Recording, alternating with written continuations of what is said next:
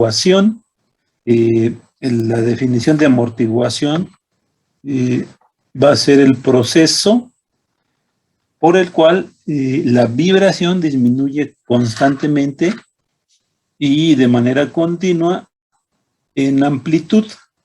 Y esta disminución implica una disipación de energía, una pérdida de energía, por medio de calor, fricción y una pequeña parte como sonido. O sea, en eso se disipa la energía. La energía que pierde el sistema se disipa de esa manera. Y hay varios tipos de amortiguación que se utilizan.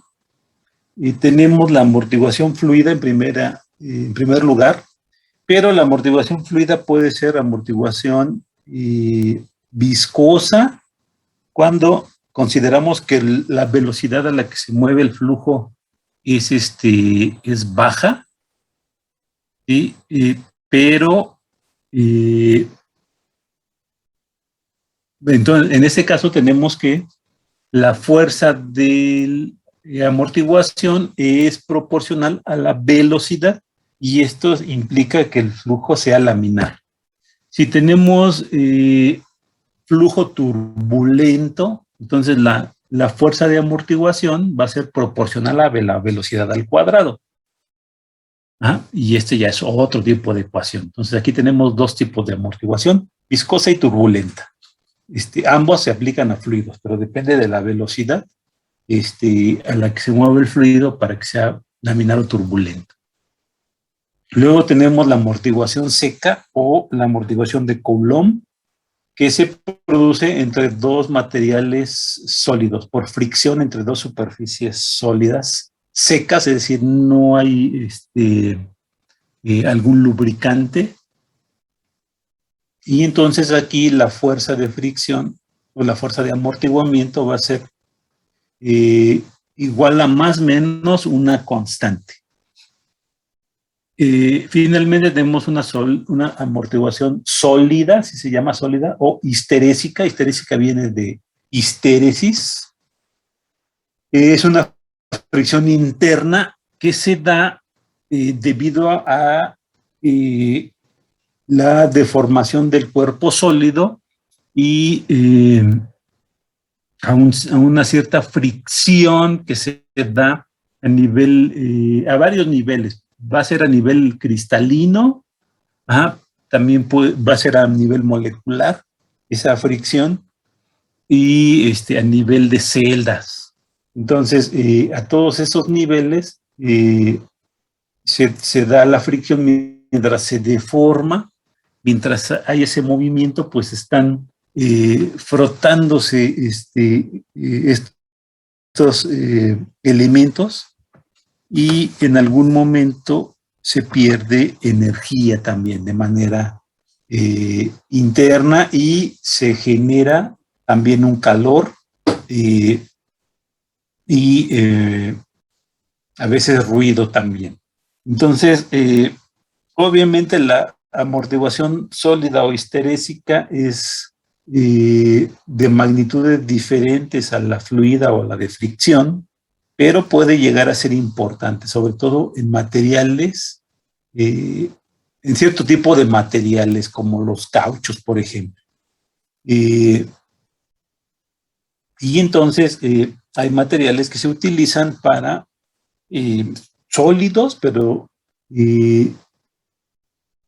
con ciertas características que lo transforman en un amortiguador.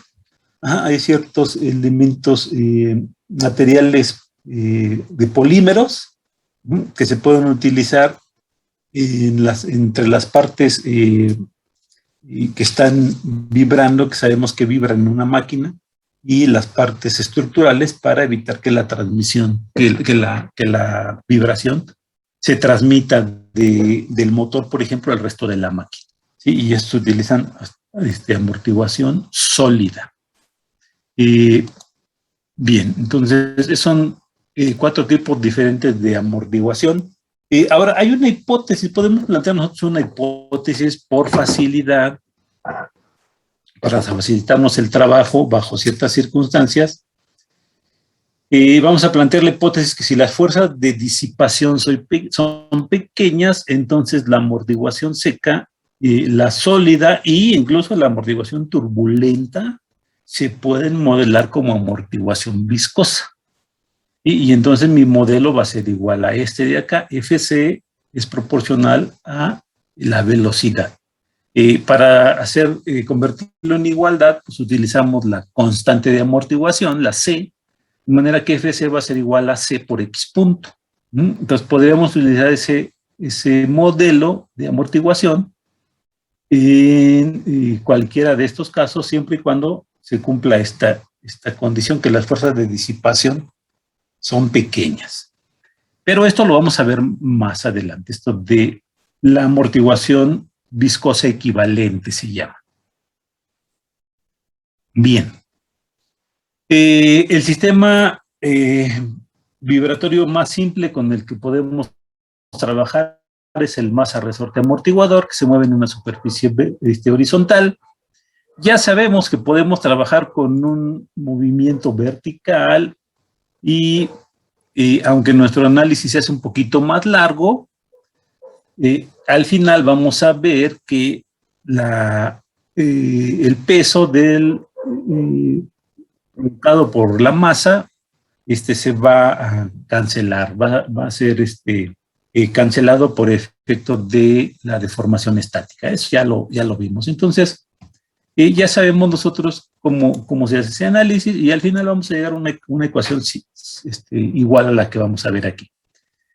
Mi hipótesis para este análisis es que la fuerza de disipación, o más bien la disipación de energía se produce solamente en el amortiguador viscoso. No hay otro elemento que pierda energía. Las masas del resorte y del amortiguador son despreciables. El resorte y el amortiguador son lineales, trabajan siempre en su región lineal. El movimiento solamente se hace en una dirección. Y entonces, bueno, pues empezamos nuestro análisis dibujando el diagrama esquemático, luego el diagrama de cuerpo libre y luego la suma de las fuerzas que están actuando sobre la masa, y eso va a ser igual a la masa por la aceleración, de acuerdo con la segunda ley de Newton. Dos fuerzas solamente en oposición al movimiento, es decir, son fuerzas de restitución, se escriben con signo menos Fk, menos Fc. Lo sustituyo con de acuerdo con las leyes de Hooke y de Newton para movimientos de sólidos sobre fluidos. Y ahí está, menos K por X, menos C por X punto. Escribo esto en forma canónica y entonces me va a quedar M por X 2 puntos más C por X punto más K por X igual a 0. Esta es la ecuación diferencial de este sistema masa resorte amortiguador, en donde no hay ninguna fuerza de excitación. Vamos a normalizarla. Esta que vimos es la forma canónica de la ecuación diferencial, que es esta, pero para normalizarla, acuérdense que tenemos que dividir entre m toda la ecuación para dejar la aceleración con coeficiente unitario. Y entonces me queda esto, más entre m por x punto más k entre m por x igual a 0. Ya está normalizada, pero quiero los parámetros normalizados. Esos parámetros normalizados, esos parámetros que se identifican en cualquier tipo de sistema oscilatorio, no importando que sea mecánico, eléctrico, térmico, etcétera. Los parámetros son la z, que es la relación de amortiguación, y la omega n, que ya conocemos, que es la frecuencia natural. Entonces, esta ecuación o este formato de ecuación que está en negritas, tiene un formato que se utiliza en cualquier tipo de sistema dinámico y tiene el mismo significado en cualquier tipo de sistema. ¿Qué significado? Bueno, pues ya sabemos que la omega n cuadrada, que sería igual a k entre m, siendo esta igualdad, esta se llama la frecuencia natural del sistema. Para este sistema que estamos analizando es la frecuencia en la cual la masa va a estar moviéndose, oscilando, después de que yo provoco un desplazamiento o aplico una fuerza y empiezo a analizar. Empiezo a analizar cuando ya desaparece la fuerza. Entonces, esa frecuencia, si yo no tengo amortiguador, la frecuencia a la que oscilaría sería omega n cuadrada. ¿Sí? Es la omega n. En ausencia de amortiguación, siempre va a ser esa la frecuencia de la masa del componente. En un sistema amortiguado, sin embargo, la frecuencia a la que va a vibrar el sistema no es omega n, sino omega d. Pero omega d es función de omega n y de z, de esta manera. Omega n va a ser igual, omega d va a ser igual a omega n por la raíz de 1 menos z cuadrada. Z es la relación de amortiguación. Tiene una definición, ahorita la vamos a ver. Pero entonces, en un sistema en donde ya hay un amortiguador presente, la omega D va a ser diferente de la omega n. Y si z llega a ser igual a 0, fíjense aquí en esta ecuación, si z es igual a 0, 0 al cuadrado pues es 0, 1 menos 0 es 1, raíz cuadrada de 1 es 1, y entonces omega d es igual a omega n. Si no hay amortiguador, entonces la frecuencia de oscilación es la frecuencia natural, claro, ya lo habíamos dicho hace un momento. Pero si hay amortiguador presente, entonces la frecuencia de oscilación va a ser siempre omega d, y que se calcula con esa relación. La z, que es la relación de amortiguación, así se llama, o razón de amortiguación, se define así como la constante c que tiene el sistema dividida entre la constante crítica.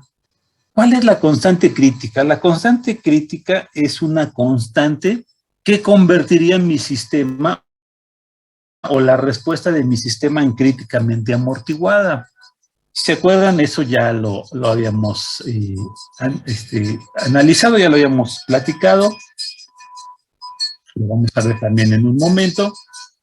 Pero dependiendo del valor del amortiguador, podemos tener tres tipos de respuesta. Dijimos, una respuesta subamortiguada, en donde hay el amortiguamiento o la amortiguación no es suficiente para eliminar las oscilaciones.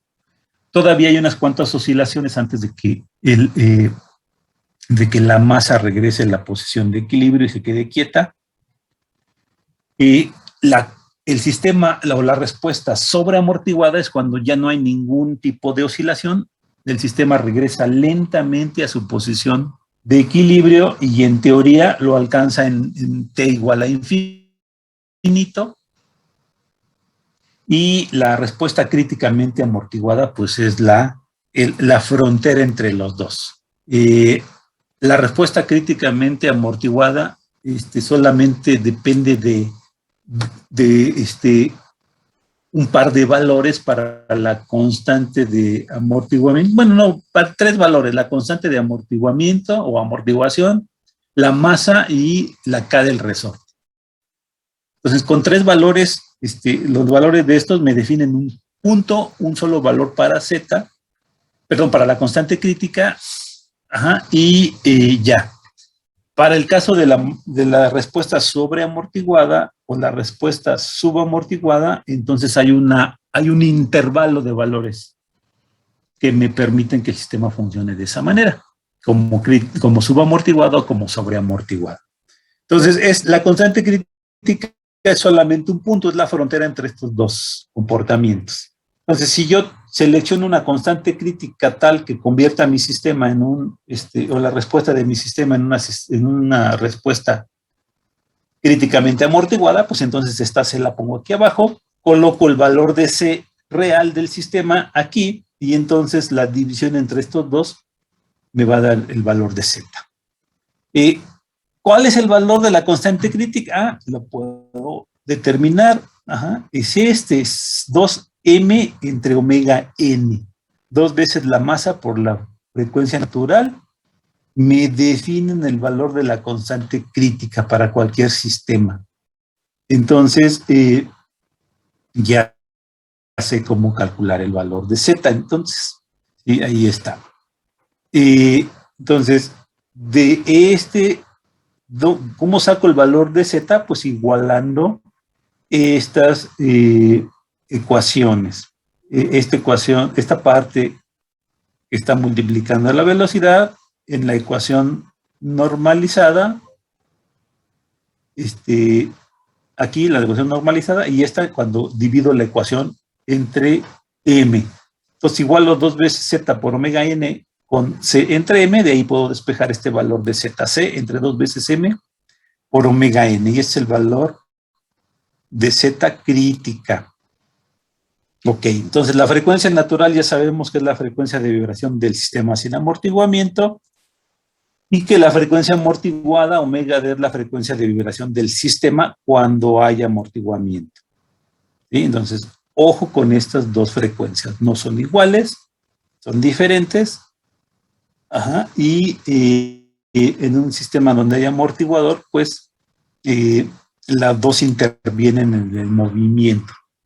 El coeficiente o la relación de amortiguamiento, ya sabemos Z, es adimensional, no tiene unidades y define el tipo de respuesta dependiendo de la magnitud. Ajá, varía desde 0 hasta infinito. En teoría hasta infinito, pero no hay amortiguamientos tan grandes. Son más pequeños. Un amortiguamiento infinito pues sería un cuerpo rígido, o sea, coloco o ato una masa a un resorte y a la pared con un elemento rígido, pues entonces tengo una amortiguación infinita. Pero pues eso no me sirve de nada, no va a tener vibración. Entonces, tiene valores limitados la relación de amortiguación, la Z. Bien, entonces ahí están mis ecuaciones para la ecuación diferencial y los parámetros del sistema masa-resorte amortiguado. ¿Dudas hasta aquí?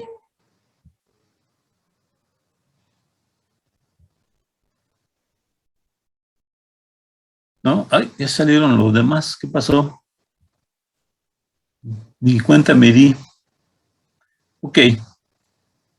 Vamos a ver un problema, un ejercicio. Tenemos un péndulo invertido. Aquí está este péndulo invertido. Esto ya lo habíamos visto. Vamos a repasarlo, pero vamos a calcular algunos parámetros del sistema, que es un sistema amortiguado. Entonces tenemos este péndulo, tenemos una barra que sí tiene masa, se llama M2, una esfera con una masa M1, que tiene un radio R o un diámetro 2R. Esta masa tiene conectados dos componentes lineales, un amortiguador C y un resorte K. El movimiento que tiene pues es un movimiento debido a la construcción, pues es un péndulo invertido, es un movimiento angular, teta, pero es un ángulo tan pequeño que vamos a considerar que la línea horizontal, o más bien el resorte C y el resorte K, mantienen su comportamiento o su deformación en línea recta. Tenemos aquí una longitud L1 que va a ser igual a la longitud L2 más una vez R, el radio de la esfera, y entonces pues aquí está. Por eso ya es L2 más R. Y esta distancia al centro de masa de la varilla es L2 medios. ¿Sí? Entonces ahí está. Son la geometría del sistema.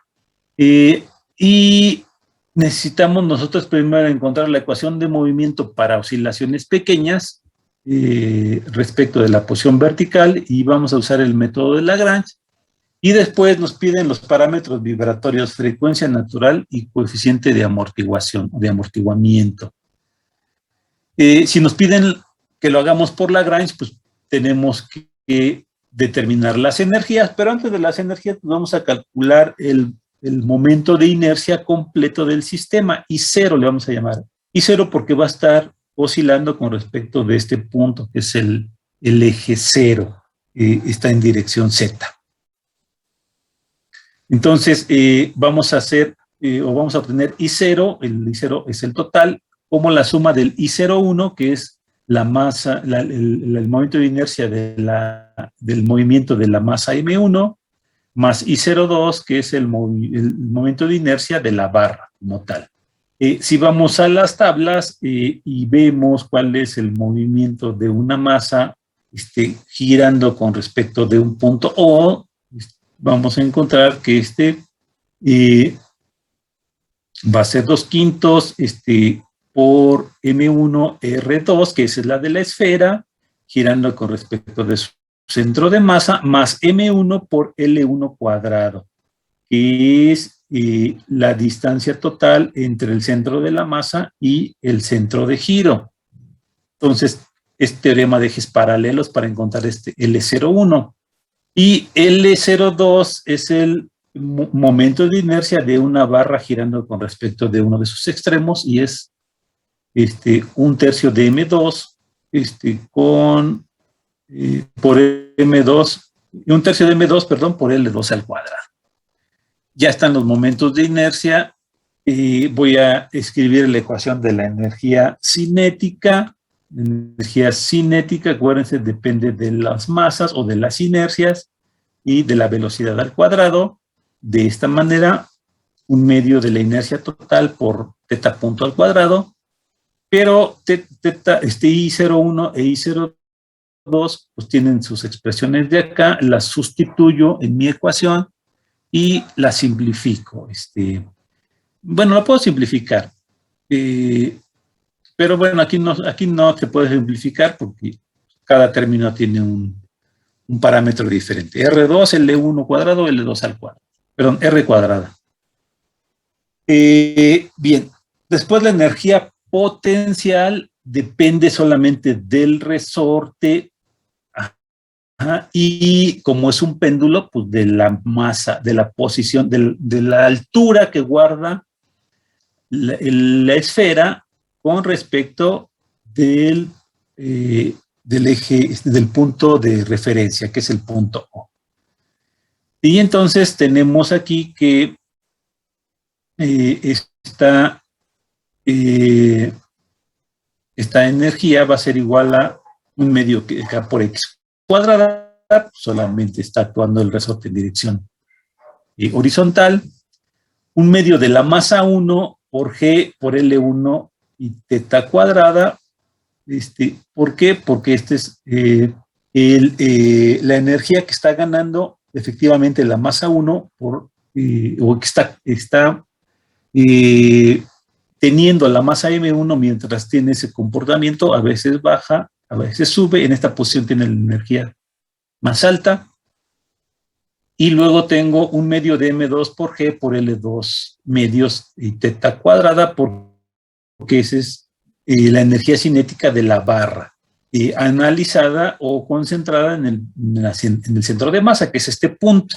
¿Sí? Entonces, dado que la barra sí tiene masa, consideramos que la masa de esta barra se concentra en el centro de masa, y entonces sacamos la energía cinética, potencial para ese punto, para el punto CG.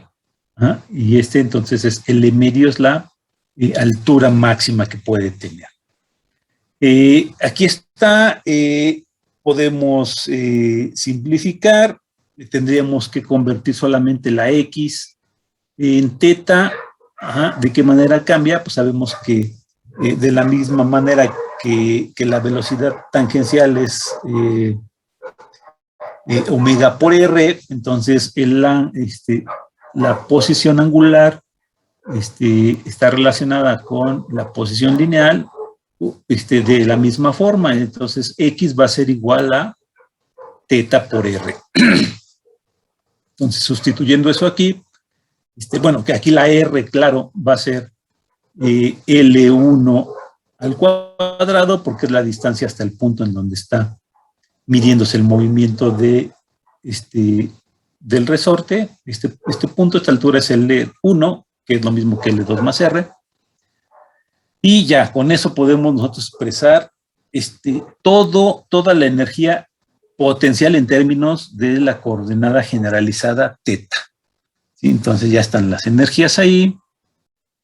Me falta solamente la de disipación, pues es un solo amortiguador lineal. Ahí está la expresión. Hago las derivadas correspondientes para poder armar mi ecuación. Ahí están las derivadas de la energía potencial con respecto de teta punto, con respecto de teta, ¿sí? La derivada con respecto del tiempo de la parcial de la energía, perdón, cinética con respecto de la velocidad angular, luego la parcial con respecto de la energía potencial con respecto de teta y de la energía de disipación con respecto de teta 1 punto, armo la ecuación diferencial y me va a dar esta ecuación. Ahí está, si ustedes checan, todas estas expresiones que están en negrita son las que se acomodan en esta ecuación y me va a dar la ecuación diferencial de movimiento de este péndulo invertido con un resorte y un amortiguador. Esto que está en el recuadro, pues es la solución que me da matemática. Ya tenemos una función, les mandé yo un archivo con una función que me permite calcular el lagrangiano de un sistema. Y entonces,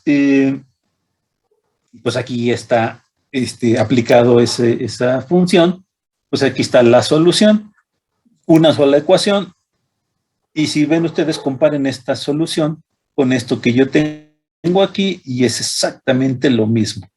Sí, la notación cambia, ya habíamos platicado de eso, pero la ecuación es exactamente la misma.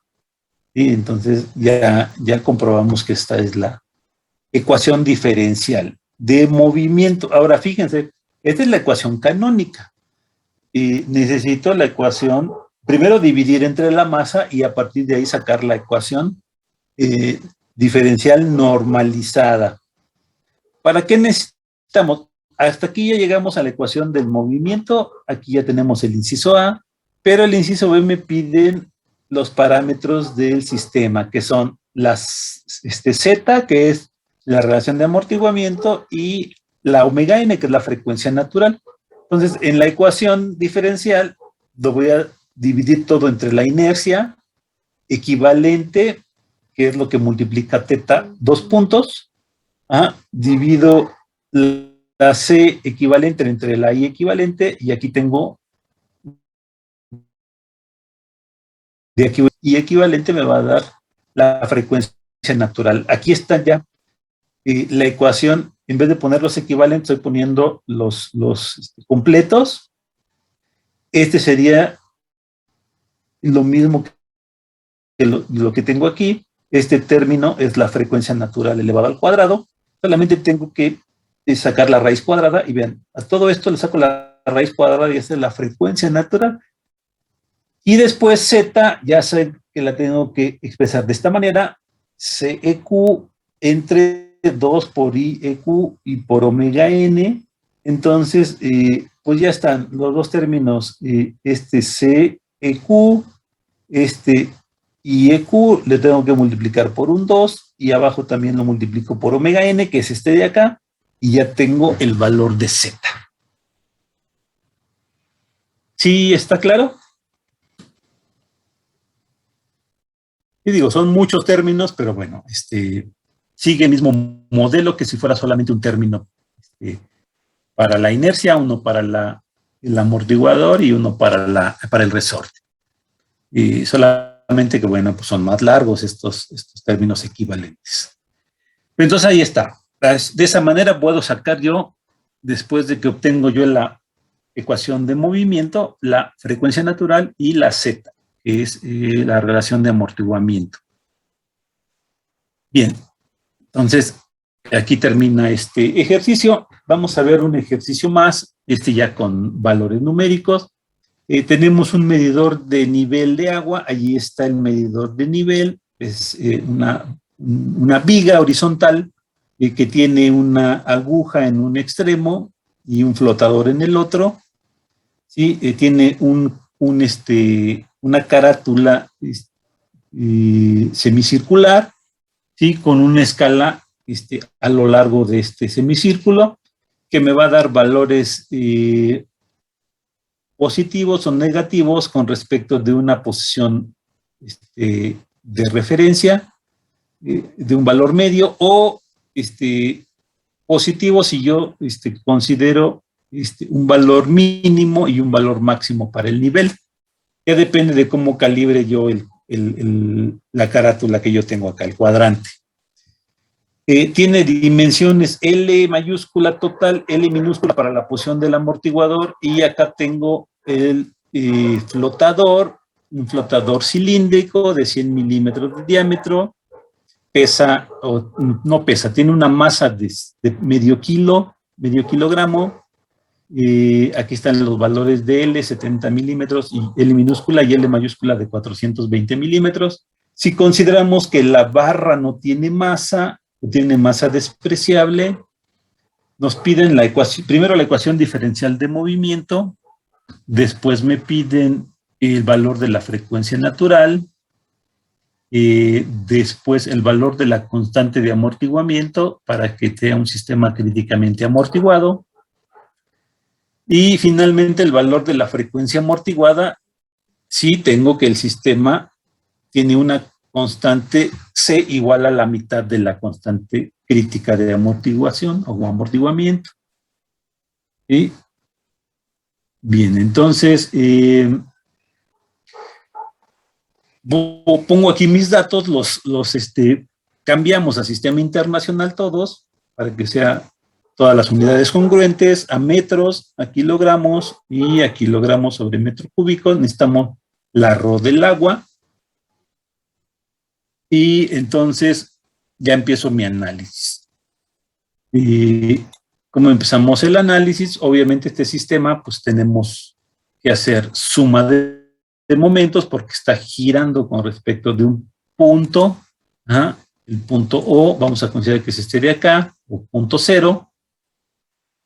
Entonces, suma de momentos en cero es igual a I0 por alfa. Y hay dos momentos solamente, el del resorte equivalente, que es el flotador, y el del amortiguador, ambos son negativos. Cambiamos esos momentos por sus expresiones. Claro, aquí, puesto que va a haber un movimiento angular, puedo utilizar las ¿cómo se llama? Las componentes trigonométricas para determinar el valor de la fuerza y del brazo de palanca que está actuando o que están presentes. Entonces, el momento C va a ser L por el coseno de teta y por la fuerza Fc, y M por L mayúscula coseno de teta y por la fuerza del resorte equivalente. Y esto va a ser igual a I0 por teta 2 puntos. Y la fuerza equivalente, pues es la K equivalente por X. Y ahora, la K equivalente, ya habíamos visto un problema de un cuerpo flotante, y sabemos que la fuerza de flotación tiene que ver con el volumen desplazado de agua, y la densidad del líquido, en este caso el agua, y la G, que es el peso, la constante de aceleración. Si yo lo escribo de esta manera, A por ρ G, el volumen es A por X, está ρ G y está G. Esta es la fuerza de flotación. Si yo considero que X es mi variable de movimiento, entonces todo A por ρ del agua y por G, pues debe ser el equivalente de la constante K. Ahora, el área no la conozco, pero sé que es un cilindro y me están dando su diámetro. Entonces, defino el área en función del diámetro del cilindro, y entonces me queda esta expresión para la K equivalente. Entonces, todo esto que está aquí, pi cuartos por d cuadrada por ρ del agua por G, esa es la constante equivalente, ¿sí? Y X, pues es la variable, la deformación. La constante, el amortiguador, pues es un amortiguador lineal moviéndose en dirección vertical, C por X punto, ¿sí? Solamente necesito sacar el momento de inercia con respecto de cero, pues tenemos una masa en el extremo de la barra no tiene masa, entonces simplemente voy a poner la masa multiplicado por la distancia que la separa del punto de giro, y esto es L mayúscula al cuadrado. Ya tengo todas las expresiones para las fuerzas primarias o las ecuaciones primarias, y entonces ya sustituyo estas expresiones en mi ecuación de suma de momentos, acá arriba. Ahí está. Simplifico, considero otra vez, como tengo que escribir todas las variables en función de la coordenada generalizada, que es teta, y la velocidad generalizada, que es teta punto, pues utilizo mis definiciones, tanto para la velocidad tangencial, como para la posición. Y aquí está, ¿no? Entonces, todo esto es equivalente.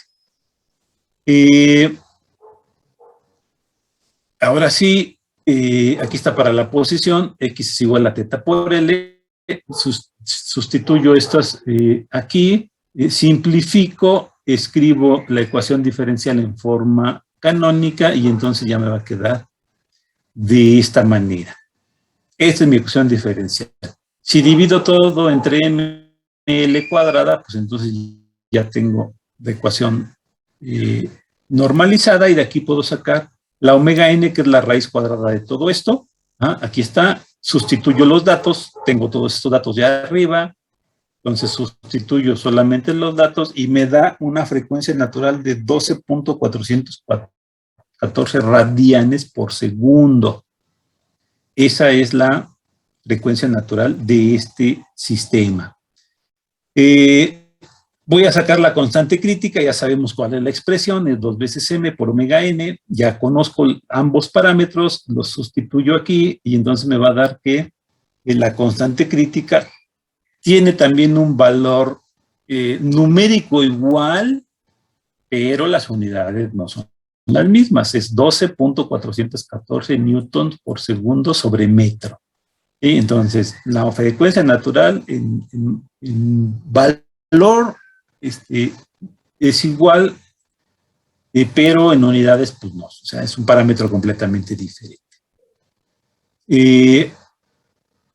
Ahora voy a sacar la frecuencia del sistema amortiguado, omega D. Aquí está mi ecuación. Sustituyo los datos, ¿sí? Ahí están. Y entonces solamente pues hago los cálculos y me da 10.75 radianes sobre segundo. Y entonces, pues aquí está ya resuelto todo mi ejercicio. ¿Alguna duda?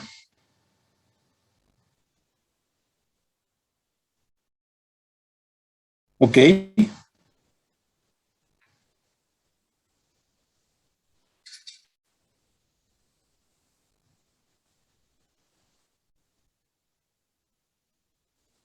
Ok, bueno, entonces, ahí está. Todo esto es solamente, estos dos problemas fueron con respecto de la interpretación de la ecuación diferencial y sus parámetros. Pero lo que nos interesa, además de eso, pues es conocer la respuesta del sistema, de un sistema amortiguado. Entonces, ¿cómo obtengo la respuesta de un sistema amortiguado? Bueno, pues ya lo obtuvimos cuando vimos cómo se solucionan los modelos. Pues los modelos son ecuaciones diferenciales. Solamente vamos a expresar aquí de manera pues ya bien particular que esta es la solución de un sistema amortiguado de un grado de libertad, pero que no hay fuerza externa que lo esté excitando, y entonces tenemos que es esta ecuación diferencial. Necesitamos condiciones iniciales y x0 igual, x de 0 es igual a x0, x punto de 0 es igual a b0. Para resolver esta ecuación diferencial, vamos a utilizar un método, pero fíjense, tengo la ecuación diferencial, puedo escribir la ecuación diferencial en términos de los constantes de los elementos C, K y M, pero puedo resolver la ecuación normalizada de este sistema también. Ya no aparece C, K y M, pero aparece Z y omega N. Entonces, esta ecuación que tengo a la izquierda es la misma ecuación que tengo a la derecha. Ya sabemos cómo se relacionan. Vamos a ir sacando la solución para los dos formatos de la ecuación diferencial. Primero planteamos la ecuación característica, queremos resolver, por supuesto, pues la ecuación que es homogénea. Entonces la ecuación característica se escribiría así, una ecuación algebraica, acuérdense, en el caso de la ecuación normalizada, pues me quedaría de esta manera. Voy a sacar las raíces de estas ecuaciones. En el caso de la ecuación de la izquierda, las raíces pues quedan así, ¿sí? Me queda, acuérdense, la ecuación del chicharronero, una ecuación de segundo grado, y tengo una raíz cuadrada, en donde los argumentos, pues ya sabemos que son una combinación de los coeficientes. Si yo quiero sacar las raíces para la ecuación normalizada, de esta manera, y si yo quiero escribir la ecuación de movimiento, la solución general, pues x de t va a tener este formato si es que utilizo la ecuación diferencial de la izquierda, pero va a tener esta forma si es que utilizo la ecuación diferencial de la derecha. Pero ambas son la misma solución. Es el mismo sistema expresado solamente con diferentes parámetros. Entonces ahí está. Esa es la solución general de un sistema amortiguado, y el amortiguador es un amortiguador viscoso. Bien, ahora, tengo una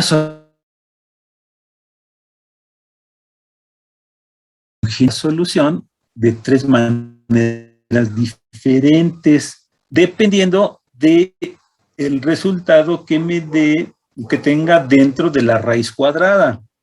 Dentro de la raíz cuadrada, de esta raíz cuadrada, cabe la posibilidad de que el resultado sea un número real. Ajá.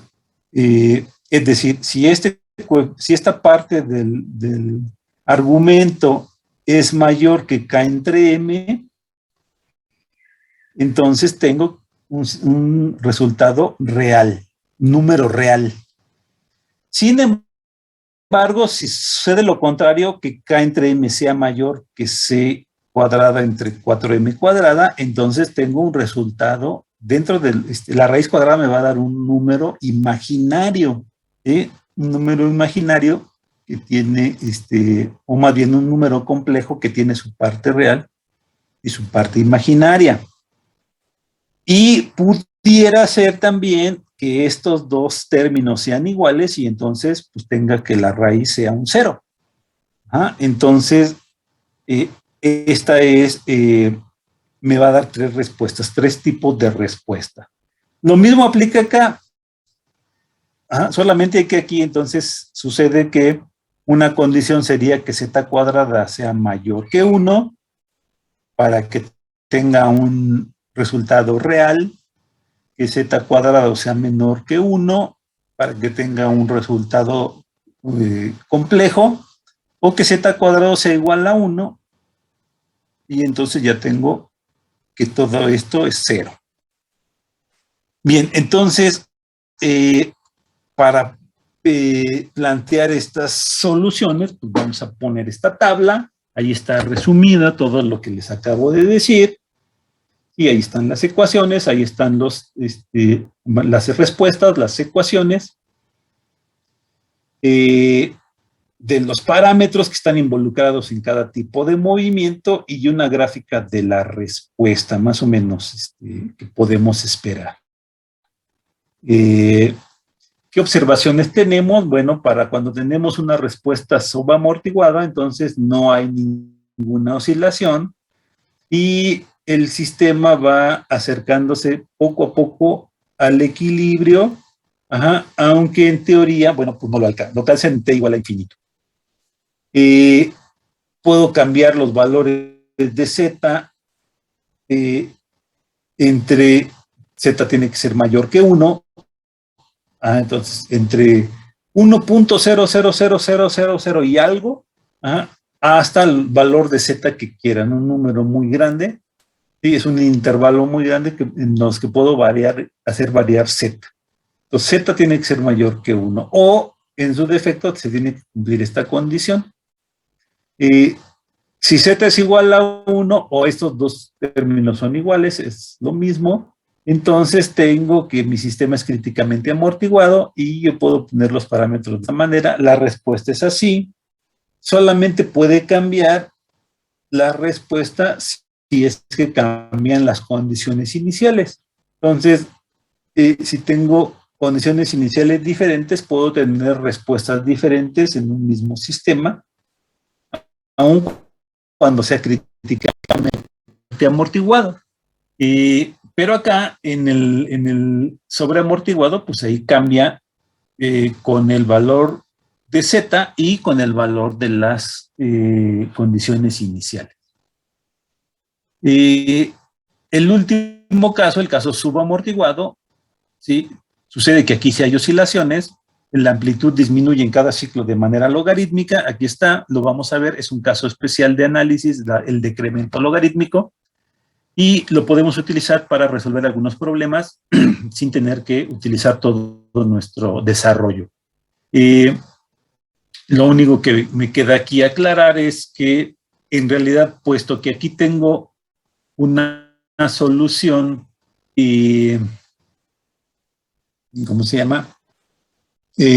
Una solución en donde no hay oscilaciones, entonces en realidad no hay una frecuencia de oscilación, es decir, no existe una omega D, pero se plantea una omega D prima, que se calcula de esta manera: omega n por la raíz cuadrada de z cuadrada menos 1, que es el inverso de esto. Bueno, está invertido los términos de la frecuencia amortiguada. En el caso subamortiguado, aquí sí hay un amortiguamiento, aquí sí hay oscilaciones, aquí no. ¿Por qué se utiliza esta omega D prima? Pues solamente para simplificar mi respuesta, porque vean, aquí aparece omega D prima, aquí aparece omega D prima y aquí aparece omega D prima. Ahora, este es un seno hiperbólico y este es un coseno hiperbólico. No son un seno y un coseno normales. Estos dos términos me definen de manera más simple la solución del sistema sobreamortiguado. Si yo no quiero expresar en términos del seno hiperbólico y del coseno hiperbólico, entonces puedo utilizar aquí exponenciales y funciones trigonométricas, pero esta solución es una solución muy larga. Puesto que todas las calculadoras y en todos los lenguajes, en todos los paquetes de cálculo numérico y simbólico existen las funciones seno hiperbólico y coseno hiperbólico, por esa razón planteo la ecuación o la solución de esta manera. Es la más sencilla, la forma más sencilla en la que lo podemos escribir. Y resulta que, bueno, pues aparece este término omega por raíz cuadrada de z cuadrada menos 1, que como se parece mucho a la frecuencia amortiguada, pues la ponemos así, como una frecuencia amortiguada prima, aunque no tiene ese significado. No es una frecuencia porque no hay oscilaciones. Simplemente es un parámetro para simplificar un poquito más la solución. ¿Queda claro?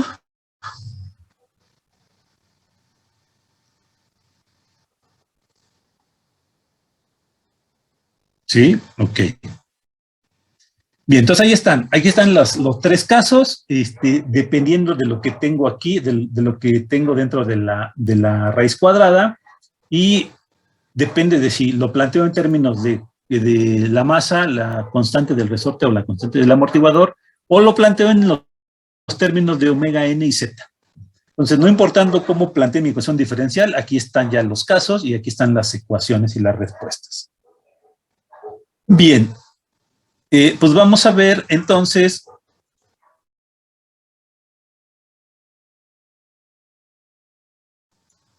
Entonces nos dice, tenemos un sistema amortiguado, en la figura es este, y me piden que encuentre la ecuación diferencial normalizada del sistema. Luego, el valor de los parámetros del sistema, omega n, omega d y z. Bueno, si es que hay omega d, si no, pues omega d prima. Y luego, el tipo de movimiento que va a ocurrir, tengo que saber qué tipo de movimiento, qué respuesta, amortiguada, críticamente amortiguada, subamortiguada o sobreamortiguada. La función del movimiento x de t, con el método manual, haciéndolo a mano con la tabla que vimos hace un momento. Luego, la función de movimiento x de t con matemática. Y luego, la gráfica de movimiento en MATLAB usando función de transferencia. ¿Vale? Entonces, todo eso es lo que vamos a resolver aquí. ¿Está claro?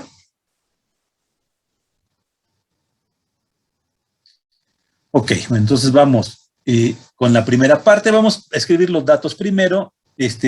Sí, no los tengo en el enunciado, pero los tengo aquí. C1 es igual a 200 newton por segundo sobre metro, C2 es igual, K1 es igual a 100 newton sobre metro, la masa es de 25 kilogramos, ¿sí? Ahora, ya vean que este sistema que tengo aquí, pues es el mismo sistema que analizamos, excepto que tengo dos amortiguadores. En el otro sistema tengo un amortiguador nada más, y además, bueno, el amortiguador está puesto acá arriba. Pero no importa si está puesto arriba o abajo, están conectados en un lado a la masa y en el otro lado a la Tierra y funcionan igual. Seguramente esta arquitectura del sistema pues está hecha para darle estabilidad al movimiento. ¿Sí? Pero bueno, entonces, ¿qué tengo que hacer? Pues tengo que sacar la constante equivalente del amortiguador, que es bien sencillo, solamente sumo las constantes, están en paralelo, sumo las constantes, me va a dar 200 más 200 igual a 400 newton por segundo sobre metro, y con eso ya puedo escribir la ecuación diferencial. También me están dando las condiciones iniciales, no las puse arriba, pero ahí están, me dan que x0 es igual a 0.2 metros y x punto de 0 es 0. Sustituyo solamente los valores numéricos de la ecuación diferencial ahí, y entonces simplifico, hago las operaciones y me queda ya mi solución, la solución del inciso A es la ecuación diferencial del sistema, ya está aquí, con sus parámetros ya numéricos sustituidos. ¿Sí está claro este primer inciso?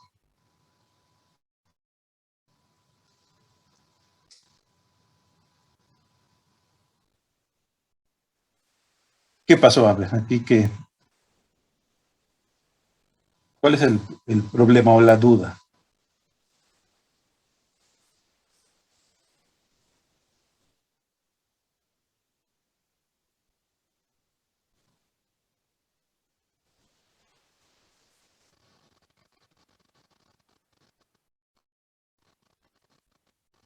Acuérdense que en la ecuación normalizada, el coeficiente de la aceleración siempre debe ser 1.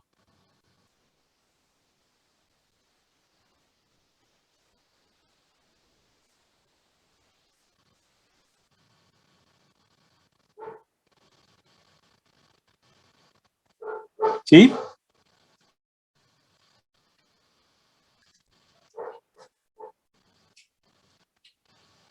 La ecuación del sistema que vimos